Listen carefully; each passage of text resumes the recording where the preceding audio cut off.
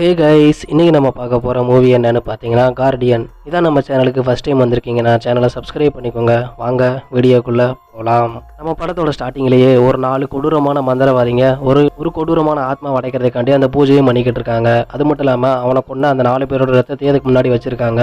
அது மட்டும் இல்லாமல் இந்த ஆத்மாவை அடைக்கிறதுக்காண்டி ஒரு கிறிஸ்டலையும் வச்சுருக்காங்க. அந்த கிறிஸ்டலுக்குள்ளே அந்த ஆத்மாவை அடைச்சது மட்டும் இல்லாமல் அந்த உடஞ்சி போன கிறிஸ்டல் கல்லில் வந்துட்டு அந்த ஆத்மாவை ஒன்று சேர்த்து அதில் அடைச்சிடணும். அது மட்டும் இல்லாமல் யாரோட ஒரு துளி ரத்தம் வந்துட்டு அந்த கல்லில் போடுதோ அவங்க நினச்சது எல்லாமே நடக்கும். அப்படி தவறி அந்த கல் வந்து உடஞ்சா அவங்களுக்கு வந்து உயிருக்கே ஆபத்து வரும் அப்படின்னு சொல்லிக்கிட்டு இந்த விஷயத்தை ஃபுல்லாமே அந்த சாமியார் வந்துட்டு அவங்க கூட இருக்கிறவங்கள்ட்ட ஃபுல்லாமே சொல்லிக்கிட்டு இருக்கான். அங்கே கட் பண்ணால் இங்கே நம்ம ஹீரோயினை காட்டுறாங்க. நம்ம ஹீரோயினுக்கு என்ன அப்படின்னு பார்த்தீங்கன்னா, சின்ன வயசுலேருந்தே ஒரு அன்லக்கி அதிர்ஷ்டம் இல்லாத ஒரு பொண்ணு.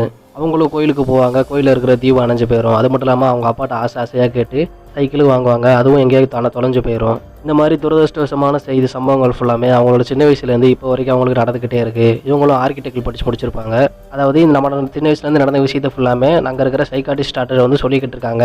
அதுக்கப்புறமா தன்னோட ஃப்ரெண்டு வேலை பார்க்குற ஒரு கன்ஸ்ட்ரக்ஷன் கம்பெனிக்கு போகிறாங்க. அங்கே இருக்கிற அந்த இன்டர்வியூ அட்டன் பண்ணுறாங்க. அவங்களோட ஹீரோயினும் அந்த இன்டர்வியூ சொதப்ப அங்கேருந்து அவங்களும் ரிஜெக்ட் ஆயிருந்தாங்க. இதெல்லாம் கேள்விப்பட்டு அவங்களோட ஃப்ரெண்டும் ரொம்ப திட்டிக்கிட்டு இருக்காங்க. நம்ம ஹீரோயினோட ஃப்ரெண்டும் நிறைய இன்டர்வியூ சொல்கிறாங்க. எதுவுமே எல்லாத்தையும் அட்டன் பண்ணிவிட்டு எதுலையும் தேராமல் இருக்கிறதுனால நம்ம ஹீரோயினோட ஃப்ரெண்டுக்கும் அவங்க மேலே ரொம்ப கோவமாக இருந்துக்கிட்டு இருக்கு. இந்த துரதிருஷ்டம் அப்படி எல்லாமே கொஞ்ச நாள் தான். அதுக்கப்புறம் என்ன ஆகுதுன்னு பார்த்தீங்கன்னா, அவங்க வந்து ஃபைனல் இயர் படிக்கும்போது ஒரு கன்ஸ்ட்ரக்ஷன் கம்பெனிக்கு வந்துட்டு இன்டர்ன்ஷிப்புக்காண்டி போயிருப்பாங்க. அந்த டயத்தில் என்ன ஆகுது அப்படின்னு பார்த்தீங்கன்னா, அங்கே இருக்கிற சூப்பர்வைசர் என்ன பண்ணுறாங்க பார்த்தீங்கன்னா, எல்லோரும் 2 பேர் கூட போங்க அப்படின்னு சொல்லிக்கிட்டு அங்கே இருக்கிற இன்ஜினியர்கிட்டையும் ஒரு ஆளை மாற்றி விட்றாங்க. அந்த டயத்தில் இவங்களும் ஒரு 2 பேர் கூட போய்கிட்டு இருக்க டயத்தில் அவங்க காலில் வந்துட்டு ஒரு ஆணி குத்திடுது. காலிலேருந்து ரத்தமும் ரொம்ப வர ஆரம்பிச்சிருது. அந்த கட்டைக்கு கீழே என்ன இருக்குன்னு பார்த்தீங்கன்னா, அந்த கிறிஸ்டல் ஸ்டார்டிங்கில் அந்த சாமியார் வந்து பூஜை பண்ணியிருப்பாங்க பார்த்தீங்களா, அந்த கிறிஸ்டல் இருக்கும். இவங்களோட ரத்தம் பட்ட உடனே அந்த ஆத்மாவும் வெளியே வர ஆரம்பிச்சிடும். நம்ம ஹீரோயினும் அடிபட்ட காலோட கொஞ்சம் தூரம் நடந்து வந்துக்கிட்டு இருக்காங்க. அப்புறம் என்ன ஆகுது பார்த்தீங்கன்னா, அந்த கன்ஸ்ட்ரக்ஷன் பில்டிங்லேருந்து ஒரு கம்பி வந்து தவறி கீழே விட ஆரம்பிச்சிருது. அது நேரம் நம்ம ஹீரோயினை குத்த ஒரு இடத்துல அப்படியே நின்றுது. இதெல்லாம் பார்த்துக்கிட்டு இருந்தால் நம்ம ஹீரோயினுக்கு என்னடா நம்ம வாழ்க்கையில் புதுசாக நல்லதெல்லாம் நடக்குது அப்படின்னு சொல்லிக்கிட்டு இருக்காங்க. அதுக்கப்புறம் அங்கே கட் பண்ணால் இங்கே நம்ம ஹீரோயின் ஸ்டார்டிங் ஒரு இன்டர்வியூ போயிருப்பாங்க பார்த்தீங்களா, அந்த கம்பெனிலேருந்து எந்த ஒரு காரணமே சொல்லாமல் மறுபடியும் அவங்கள வந்து வேலைக்கு எடுத்திருப்பாங்க. இதுவும் அவங்களுக்கு ஒரு குழப்பமாகவே இருக்கும். என்னடா இது நம்மளுக்கு எல்லாமே நல்லதாக நடந்துக்கிட்டு இருக்கு அப்படின்னு சொல்ல அங்கே கட் பண்ண அந்த நடந்த விஷயத்தை சைக்காட்டிஸ்ட்டை வந்துட்டு நம்ம ஹீரோயின் சொல்லி முடிக்கிறாங்க. நம்ம ஹீரோயின் வேலை பார்க்குற கம்பெனியில் வந்துட்டு ஒரு ஆஃபீஸ் பாய் இருப்பார் நம்ம தங்கதுரை. அவரோட அக்கா புருஷன் யாருன்னு பார்த்தீங்கன்னா நம்ம மொட்டராஜேந்திரன். இவரும் நம்ம தங்கதுரையை சேர்ந்துக்கிட்டு தான் ரவுடி தொழில் பண்ணிக்கிட்டு இருப்பாங்க. இப்போ அந்த தொழிலெல்லாம் விட்டுட்டு நம்ம தங்கதுரையும் ஆஃபீஸ் பாய் வேலைக்கு வந்திருப்பாரு. இப்போ நம்ம ஹீரோயினோட அம்மாவும் நம்ம ஹீரோயினுக்கு கால் பண்ணி, சரி உனக்கு தான் வேலை கிடைச்சிருச்சுல, இனிமேல் கல்யாணம் பண்ணிக்கிறேன்னு சொன்னேன் அப்படின்னு சொல்லிக்கிட்டு அவங்களே டார்ச்சர் பண்ணிக்கிட்டு இருக்காங்க. நம்ம ஹீரோயினும் எந்த ஒரு பதிலுமே சொல்லாமல் அதுக்கப்புறமா அவங்க கம்பெனியில் வேலை பார்க்குற அந்த எம்டிக்கு வந்துட்டு அவங்களுக்கு வந்து சுத்தமாக பிடிக்காது. அதுக்கப்புறம் என்ன ஆகுது அப்படின்னு பார்த்தீங்கன்னா, அவங்க ஒரு டிசைன் ரெடி பண்ணியிருப்பாங்க. அவங்களுக்கு மேலே இருக்கிற அந்த அதிகாரிகளும் அந்த டிசைனை வந்து அப்ரூவ் பண்ணிடுற, சரி நீங்கள் போயிட்டு இந்த சைட்டில் போயிட்டு இந்த டிசைனை ஃபுல்லாமே இது பண்ணுங்க சொல்லிக்கிட்டு அந்த லேடியும் சொல்லி முடிச்சிருந்தாங்க. அங்கே கட் பண்ணால் இங்கே சைட்டை கட்டுறாங்க. சைட்டில் நம்ம இன்ஜினியராக இருக்கிறது யார் அப்படின்னு பார்த்தீங்கன்னா நம்ம ஹீரோ தான். இந்த சைட்டுக்கு போனது மட்டும் இல்லாமல் நம்ம ஹீரோயினும் நம்ம ஹீரோ கிட்ட அந்த இருக்கிற அந்த டிசைனை ஃபுல்லாமே கொடுக்குறாங்க. அவங்களும் பார்த்து முடிச்சுக்கிட்டு இருக்க அந்த டயத்தில் தான் நம்ம ஹீரோ வந்துட்டு சிகரெட் அடிச்சுக்கிட்டு இருக்காரு. அதை பார்த்துட்டு நம்ம ஹீரோயினுக்கு வந்து சிகரெட் அடிக்கிறவங்களே சுத்தமாக பிடிக்காது. உடனே அவங்களும் திட்டிக்கிட்டு இருக்காங்க. ஒரு டயத்தில் நம்ம ஹீரோயினோட ஃப்ரெண்டுக்கு வந்துட்டு அவங்க அம்மாவுக்கு வந்து உடம்பு சரியில்லைன்னு அப்படின்னு கால் வருது. உடனே என்ன பண்ணுறாங்க அப்படின்னு பார்த்தீங்கன்னா, நம்ம ஹீரோயினோட பைக் எடுத்துகிட்டு போயிட்டு சரி நான் போயிட்டு வரேன் அப்படின்னு சொல்லிட்டு அங்கேருந்து கிளம்புறாங்க. அந்த டயத்தில் டைம் ஆயிடுது. சரி நானும் வீட்டுக்கு போகணும் அப்படின்னு சொல்லிக்கிட்டு அங்கே இருக்கிற கேபெல்லாம் புக் பண்ணி பார்க்காங்க. அது மட்டும் இல்லாமல் அது வந்து சென்னைக்கு வந்து ரொம்ப தூரமாக இருக்கும். அதனால வந்துட்டு யாருமே வரமாட்டாங்க.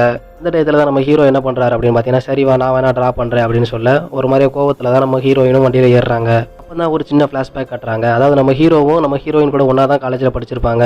இவங்க 2 பேருமே படிக்கிற டயத்தில் வந்துட்டு ஒன்று மணி ரொம்ப லவ் பண்ணிக்கிட்டு தான் இருந்தாங்க. அப்போ வந்துட்டு ஹீரோ சிகரெட் அடிக்கிறது வந்துட்டு நம்ம ஹீரோயின் வந்து எவ்வளோ சொல்லி பார்ப்பாங்க. அவரும் நிறுத்துற மாதிரி தெரியல. அந்த டயத்தில் ஒரு நாள் வந்துட்டு அவர் தனியாக சிகரெட் அடிக்கிறத பார்த்துட்டு நம்ம ஹீரோயினும் அவர் வந்து பிரேக்கப் பண்ணியிருந்தாங்க. அப்போ தான் நம்ம ஹீரோயின் கேட்காங்க, சரி நான் பிரேக்கப் பண்ணதுக்கப்புறம் நீ என்னை பார்க்க வரவே இல்லை அப்படின்னு கேட்க, நான் வந்து உனக்கு தகுதியானவ இல்லை நானே நினச்சிக்கிட்டேன், அதனால தான் நான் வந்து உன்னை பார்க்கல அப்படின்னு சொல்லிக்கிட்டு நம்ம ஹீரோயின்னு சொல்கிறாங்க. மறுபடியும் 2 பேரும் ஒன்று மண்ணா சுற்ற ஆரம்பிக்காங்க. மறுபடியும் அவங்க காதல் பண்ண ஆரம்பிக்கிறாங்க. இதெல்லாம் பார்த்துக்கிட்டு இருந்தால் நம்ம ஹீரோயினோட ஃப்ரெண்டும் சரிடா நீங்கள் மறுபடியும் ஒன்று சேர்ந்துட்டீங்களா நல்லதா போச்சு அப்படின்னு சொல்லிக்கிட்டு அவங்களும் நம்ம ஹீரோயினை வந்து கலாய்ச்சிக்கிட்டு இருக்காங்க. அப்படி தான் ஒரு நாள் மறுபடியும் நம்ம ஹீரோ வந்துட்டு பைக்கில் வந்துக்கிட்டு இருக்க டயத்தில் நம்ம ஹீரோயினோட ஃப்ரெண்டு என்ன பண்ணுறாங்க பார்த்தீங்கன்னா, சரி என்னைய ட்ராப் பண்ணிடு அப்படின்னு சொல்லிக்கிட்டு இருக்க. இது வந்து நம்ம ஹீரோயினுக்கு வந்து பிடிக்காது. என்னைய விட்டுட்டு நீ வந்து ஹீரோ கூட பைக்கில் போறியாடா அப்படின்னு சொல்லிக்கிட்டு மனசுலேயே நினச்சிக்கிட்டு இருக்காங்க. இவ போகும்போது கீழே விழுந்துரும் அப்படின்னு சொல்லிக்கிட்டு நினச்சிக்கிட்டு இருக்கும்போது என்ன ஆகுதுன்னு பார்த்தீங்கன்னா, அதே மாதிரி அவங்களும் கீழே விழுந்துருந்தாங்க. அதாவது யாரோ தள்ளி விட்ட மாதிரி அவங்களுக்கு ஒரு ஃபீல் ஆகுது. உடனே நம்ம ஹீரோயினோட ஃப்ரெண்டு என்ன சொல்கிறா அப்படின்னு பார்த்தீங்கன்னா, நீ வந்து அவளை கூட்டு போகிறது தானே இந்த பிளான்லாம் பண்ணிக்கிட்டு இருக்க, சரி நீங்கள் எங்கேனாலும் போய்க்கோங்கடா அப்படின்னு சொல்லிக்கிட்டு அவங்களும் கிளம்பிடுறாங்க. இதனோட அதிசயம் அப்படின்னு சொல்லிக்கிட்டு நம்ம ஹீரோயினும் யோசிச்சுக்கிட்டே இருக்காங்க. நம்ம மனசில் நினச்சது ஃபுல்லாமே அப்படி நடக்குதடா அப்படின்னு சொல்லிக்கிட்டு இருக்காங்க. இப்படி நல்லா போய்கிட்டு இருந்தால் நம்ம ஹீரோவோட லைஃப்பில் வந்துட்டு திடீர்னு அவங்களோட அம்மாவுக்கு வந்துட்டு இதே மாற்று அறுவை சிகிச்சை பண்ணாதான் அவங்க அம்மா வந்து உயிரோட இருப்பாங்க அப்படின்னு சொல்லிக்கிட்டு டாக்டரும் கால் பண்ணி சொல்கிறாங்க. இவங்களும் எங்கெங்கே தேடி பார்க்குறாங்க, எங்கெங்கேயுமே விதையும் கிடைக்கல. அதுக்கப்புறமா நம்ம ஹீரோயின் என்ன சொல்கிறாங்க அப்படின்னு பார்த்தீங்கன்னா, உங்கள் அம்மா வந்து கண்டிப்பாக பொழப்பாங்க, அவங்களுக்கு வந்து கண்டிப்பாக இதயம் கிடைக்கும் அப்படின்னு சொல்லிக்கிட்டு இருக்காங்க. நீ வந்து எதை வச்சு இப்படி சொல்கிற சொல்லிட்டு நம்ம ஹீரோவும் சொல்ல, இல்லை கண்டிப்பாக அவங்களுக்கு வந்து இதயம் கிடைக்கும் அப்படின்னு நினைக்கிறாங்க. அவங்க சொன்ன கொஞ்ச நேரத்தில் இதயமும் கிடைக்குது, அவங்க அம்மாவும் மறுபடியும் பொழைச்சிருந்தாங்க. இந்த விஷயத்தை ஃபுல்லாமே நம்ம டாக்டர் ருத்தரன்ட்ட வந்துட்டு நம்ம ஹீரோயினும் சொல்கிறாங்க. அவரும் இதெல்லாம் எப்படி கிடைக்கும், அதெல்லாம் நடக்கவே நடக்காது அப்படின்னு சொல்லிக்கிட்டு இருக்கா. அன்றைக்கி நடந்த நியூஸ் பேப்பரை எடுத்து நம்ம ஹீரோயின் காமிக்கிறாங்க. மற்ற அறுவை சிகிச்சை பண்ணி 2 மணி நேரத்தில் ஒரு பேஷண்ட் வந்து காப்பாற்றுனாங்க அப்படின்னு சொல்லிக்கிட்டு அந்த நியூஸில் வந்து இருக்குது. இதெல்லாம் பார்த்துட்டு நம்ம ருத்ரனும் இதெல்லாம் சாத்தியமே கிடையாது அப்படின்னு சொல்லி பேசிக்கிட்டு இருக்காங்க. அதுக்கப்புறம் தான் ஹீரோயின் என்ன பண்ணுறாங்க அப்படின்னு பார்த்தீங்கன்னா, எனக்கு நடந்த ஒரு சம்பவத்தை பற்றி சொல்கிறேன். ஆஃபீஸில் வந்துட்டு ஒரு ஃபுட்பால் மேட்ச் நடக்கும். அதில் வந்து ஹீரோவோட அணி ஒருத்தவங்க இருப்பாங்க, இன்னொருத்தவங்க வந்து ஆப்போசிட் அணி இருப்பாங்க. இதில் ஹீரோயோட அணி வந்துட்டு கிட்டத்தட்ட 3 கோல் அடித்து முன்னிலையில் இருப்பாங்க. அப்போ தான் நம்ம ஹீரோயின் என்ன நினைப்பாங்க பார்த்தீங்கன்னா, ஹீரோவோட டீம் வந்து தோத்தரணும் அப்படின்னு நினச்சிக்கிட்டு இருக்க நம்ம தங்கத்தோட பக்கத்தில் வந்து இதெல்லாம் கேட்டுக்கிட்டு இருப்பார். என்ன சொல்லுவார் அப்படின்னு பார்த்தீங்கன்னா, 3 கோலுக்கு அப்புறம் அவங்க வந்து கண்டிப்பாக ஜெயிக்க மாட்டாங்க அப்படின்னு சொல்லிக்கிட்டு இருக்க. இல்லை நீ வேணா பாரு, கண்டிப்பாக அவன் ஜெயிப்பான் அப்படின்னு சொல்லிக்கிட்டு இருக்க. நம்ம எதிரணி டீமும் ஆக்ரோஷமாக விளாண்டு அதுக்கப்புறமா தொடர்ந்து 4 கோலை போட்டு அவங்களும் வின் பண்ணிடுவாங்க. இதெல்லாம் கேட்ட தங்கத்தோட, மேடம் உங்களுக்கு கண்டிப்பாக ஏதோ ஒரு சக்தி இருக்குது மேடம் அப்படி சொல்லிக்கிட்டு இந்த விஷயத்தை ஃபுல்லாமே நம்ம ஹீரோயினும் அந்த டாக்டர்கிட்டே சொல்கிறாங்க. நம்ம ஹீரோயின் வேலை பார்க்குற அந்த கன்ஸ்ட்ரக்ஷன் கம்பெனியில் வந்துட்டு ஒரு ப்ராஜெக்ட் மேனேஜராக ஒரு லேடி வந்து இருப்பாங்க பார்த்தீங்களா. அவங்க வந்து என்ன பண்ணுவாங்க அப்படின்னு பார்த்தீங்கன்னா, ப்ராஜெக்ட்டை ஃபுல்லாமே ரெடி பண்ணிவிட்டு அதை ஃபுல்லாக தான் ரெடி பண்ணேன்னு சொல்லிக்கிட்டு அந்த எம்டிட்டையும் கொடுத்து நல்ல பேர் வாங்கிட்டு இருப்பாங்க.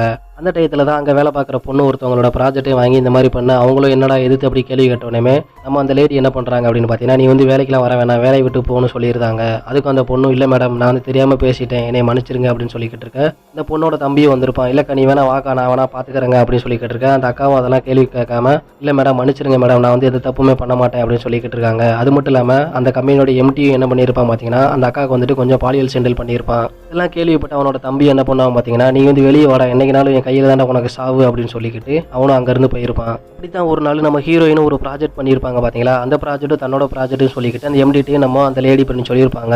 அந்த கஸ்டமரும் இது வந்து நல்ல ப்ராஜெக்ட் அப்படி சொல்லிக்கிட்டு அவங்களும் கங்க்ராச்சுலேஷன் பண்ணிக்கிட்டு அவங்களும் போயிருப்பாங்க. இதுக்கப்புறமா நம்ம ஹீரோயின் வந்துட்டு உனக்குலாம் நல்ல சாவே வராதுடி அப்படின்னு சொல்லிக்கிட்டு அந்த லேடிட்ட வந்து சொல்லிட்டு போயிருந்தாங்க.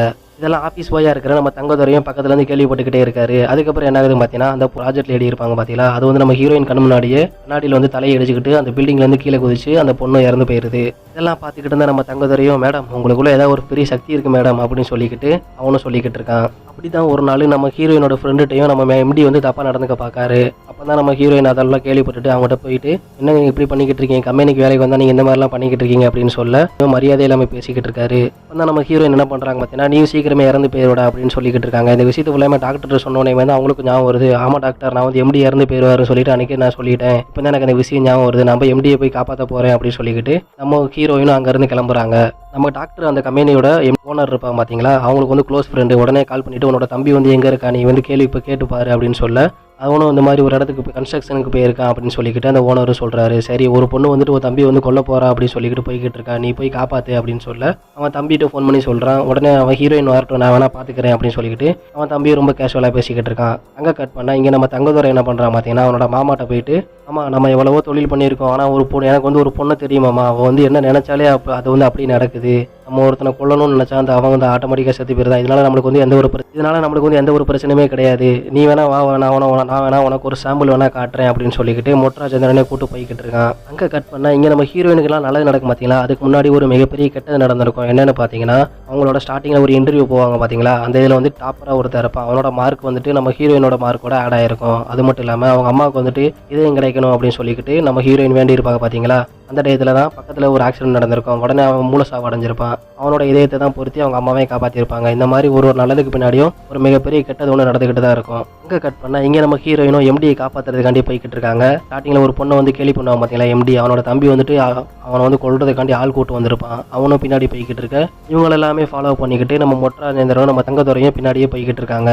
இப்போ நம்ம எம்டி என்ன நினச்சிக்கிட்டாரு அப்படின்னு பார்த்தீங்கன்னா, நம்ம ஹீரோயின் தான் நம்மளை கொல்றதுக்காண்டி ஆளை கூட்டு வந்திருக்கா போல அப்படின்னு நினச்சிக்கிட்டு அவரும் காரை நிறுத்தாமல் போய்கிட்டு இருக்காரு.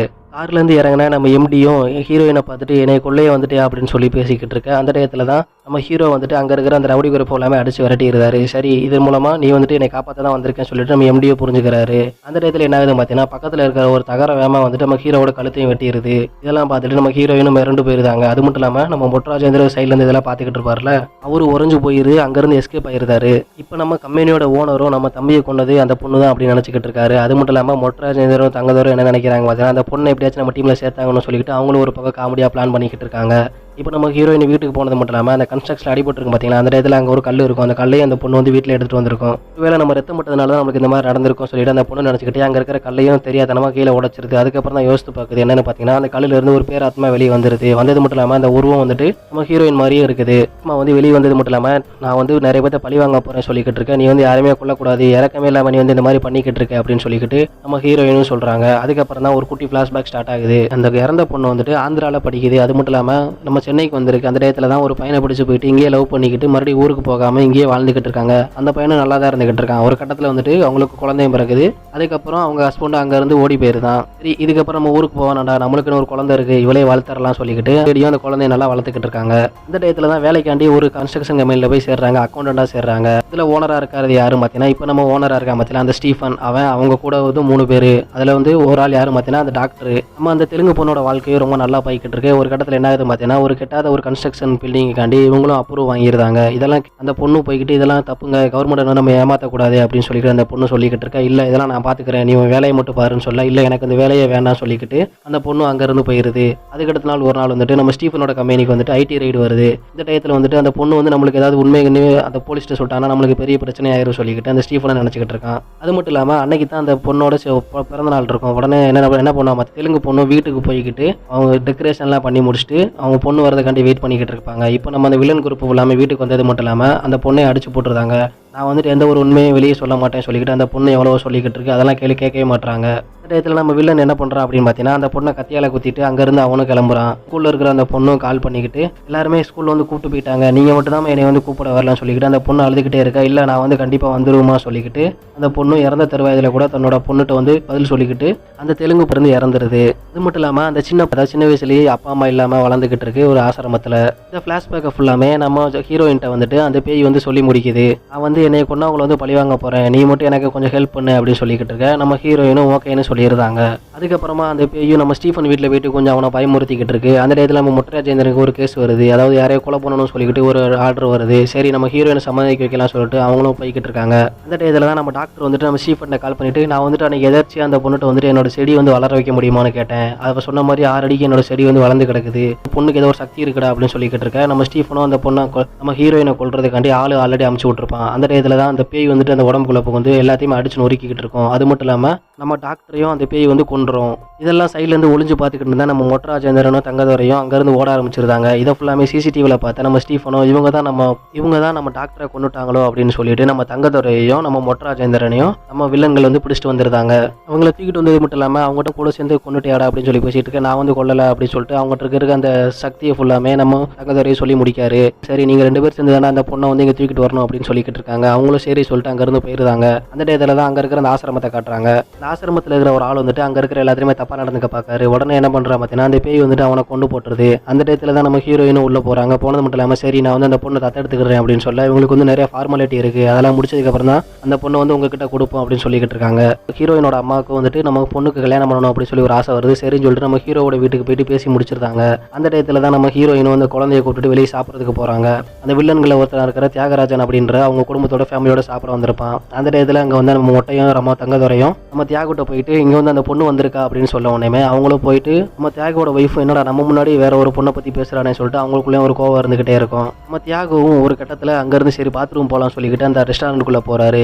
அங்கே இருக்கிற அந்த பொண்ணோட உடம்புக்குள்ளே இருக்கிற அந்த பேயும் அவரை கொள்றதுக்காண்டி போகுது. அதுக்கப்புறமா நம்ம ஹீரோவும் சரி வா நம்ம கிளம்பலாம் சொல்ல உடனே அந்த பேயும் மறுபடியும் ரிட்டர்ன் வந்துடுது. நம்ம தியாகவும் அங்கேருந்து ரெஸ்டாரண்ட்லேருந்து கிளம்புறது மட்டும் இல்லாமல் அங்கே இருக்கிற வில்லன்ட்டையும் போயிட்டு அந்த குட்டி பொண்ணு வந்து நம்ம ஹீரோயின் கூட தான் இருக்கா. ஒருவேளை அந்த தெலுங்கு பொண்ணோட ஆவி வந்துட்டு அந்த உடம்புக்குள்ளே இருக்கலாம் அப்படின்னு சொல்லிக்கிட்டு இந்த விஷயத்தை ஃபுல்லாமே நம்ம தியாகம் வந்துட்டு அங்கே இருக்கிற நம்ம வில்லன் வில்லன்ட்ட ஃபுல்லாமே சொல்கிறான். இப்போ நம்ம மெயின் வில்லனும் அங்கே இருக்கிற நம்ம தியாகுட்ட வந்துட்டு நீ வந்து வீட்டில் போய் பத்திரமா இருடா, எங்கேயுமே வெளியே வந்துடாதரா அப்படின்னு சொல்லிக்கிட்டு இருக்க. நம்ம தியாகும் வீட்டுக்கு போனது மட்டும் இல்லாமல் அவங்க ஒய்ஃபை ஃபுல்லாமே ரூம்குள்ளே போட்டு வச்சுட்டு வெளியே வராரு. வெளியே வந்து பார்த்தா நம்ம பேயும் அங்கே நிற்கிது. அவர் அதை பார்த்தது மட்டும் இல்லாமல் அவரே அங்கேயே கொடூரமாக கொண்டு போட்டுருது. நம்ம படத்தோட ஸ்டார்டிங்கில் ஒரு 4 பூசாரிகள்லாம் சேர்ந்துட்டு ஒரு பேய் வந்து கட்டுப்படுத்துவாங்க பார்த்தீங்களா. அந்த 4 பேரோட ரத்தம் யாரும் பார்த்தீங்கன்னா இவங்க 4 பேர் தான். அது மட்டும் இல்லாமல் அந்த சாமியாரே மறுபடியும் கூப்பிடுறாங்க. கூப்பிட்டது மட்டும் இல்லாமல் இந்த பேய் வந்து மறுபடியும் கட்டுப்படுத்தணும் அப்படின்னு சொல்லிக்கிட்டு இருக்காங்க.